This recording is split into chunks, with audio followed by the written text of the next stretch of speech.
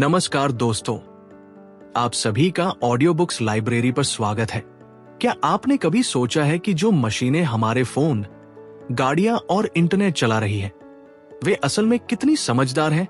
हम अक्सर कृत्रिम बुद्धिमत्ता यानी आर्टिफिशियल इंटेलिजेंस से डरते हैं कि वह एक दिन दुनिया पर कब्जा कर लेगा। लेकिन क्या हो अगर वह इतना बेवकूफ हो कि उसे एक साधारण बिल्ली और घास में फर्क ही न पता हो। आज हम जनेल शेन की बेहद मजेदार और आंखें खोल देने वाली किताब you look like a thing and I love you के सफर पर चलेंगे, जो हमें दिखाती है कि एआई दुनिया खत्म करने वाला कोई दैत्य नहीं है, बल्कि एक मासूम और अक्सर भारी गलतियां करने वाला बच्चा है जिसे हमारी मदद की बहुत जरूरत है। यहाँ कुछ मुख्य बातें हैं जो हम सीखेंगे। कंप्यूटर और मशीनें असल में कैसे सोचती और काम करती हैं। मशीनें हमारी बात का बिल्कुल शाब्दिक और कभी कभी बेवकूफी भरा अर्थ कैसे निकालती हैं।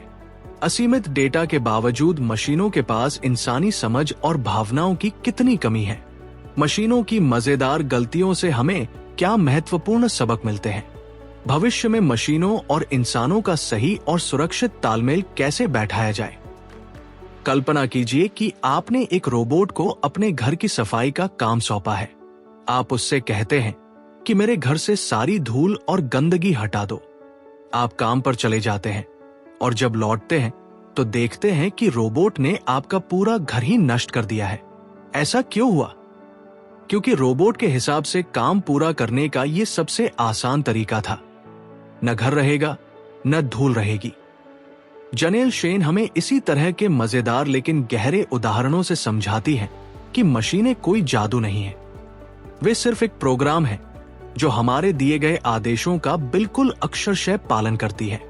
उन्हें यह नहीं पता होता कि हमारा असली इरादा क्या है या दुनिया में सही और गलत क्या है। वे किसी भी काम को करने का सबसे सीधा रास्ता चुन लेती है, चाहे वह कितना भी अजीब क्यों न हो।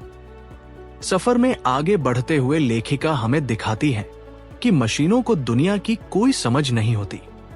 अगर आप एक इंसान को बिल्ली दिखाएंगे तो वह तुरंत पहचान लेगा, लेकिन एक मशीन को यह सिखाने के लिए लाखों तस्वीरें दिखानी पड़ती है। और फिर भी अगर बिल्ली किसी अलग स्थिति में बैठी हो तो मशीन उसे कुछ और ही समझ बैठती है। हमारी दुनिया का शोर और जटिलताएं अक्सर इन मशीनों को भटका देती है। इस किताब का नाम ही एक मशीन द्वारा बनाए गए फ्लर्टिंग लाइन से लिया गया है।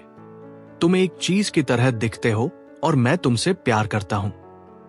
यह दिखाता है कि मशीनें शब्दों को जोड़ तो सकती हैं, लेकिन उनमें छुपी भावनाओं, प्यार और अर्थ को कभी नहीं समझ सकती। इसलिए हमें यह डर छोड़ देना चाहिए कि मशीनें जल्दी ही इंसानों की जगह ले लेंगी और हम पर राज करने लगेंगी। ये कहानी हमें इस बात के लिए भी जागरूक करती है कि मशीनों का असली खतरा उनकी बुद्धिमानी में नहीं, बल्कि उनकी बेवकूफी में है। जब हम बिना सोचे समझे इन मशीनों पर अपने बड़े फैसले छोड़ देते हैं, जैसे किसे नौकरी देनी है या किसे जेल भेजना है, तो वे हमारे समाज के पुराने भेदभावों को ही दोहराने लगती है, क्योंकि वे उसी पुराने डेटा से सीखती हैं जो हम उन्हें देते हैं। मशीनें बुरी नहीं होती, वे बस एक आईने की तरह हैं जो हमारी ही अच्छाइयों और कमियों को दर्शाती है।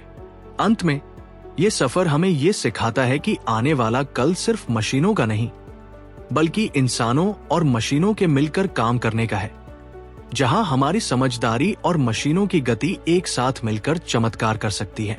इस कहानी से हमें ये सीख मिलती है कि तकनीक चाहे कितनी भी उन्नत और तेज क्यों न हो जाए, उसमें मानवीय समझ, करुणा और सामान्य ज्ञान कभी नहीं आ सकता।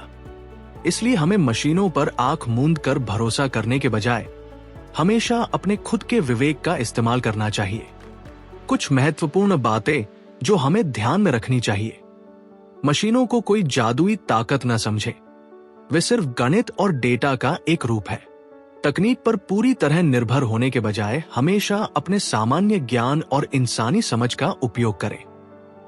जब भी कोई मशीन गलती करे तो समझे कि वो हमारे ही दिए गए गलत या अधूरे निर्देशों का परिणाम है। मशीनों का इस्तेमाल इंसानों की मदद के लिए करें, न कि जीवन के महत्वपूर्ण फैसलों में उन्हें पूरी तरह बदलने के लिए।